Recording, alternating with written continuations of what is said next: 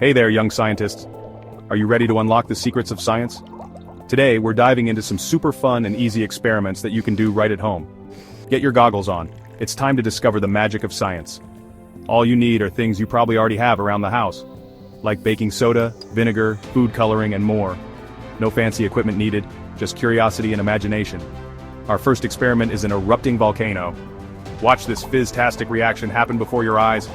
Whoa, that was explosive fun, wasn't it? This happens because baking soda and vinegar create carbon dioxide gas, a real chemical reaction. But wait, there's more. Let's keep exploring.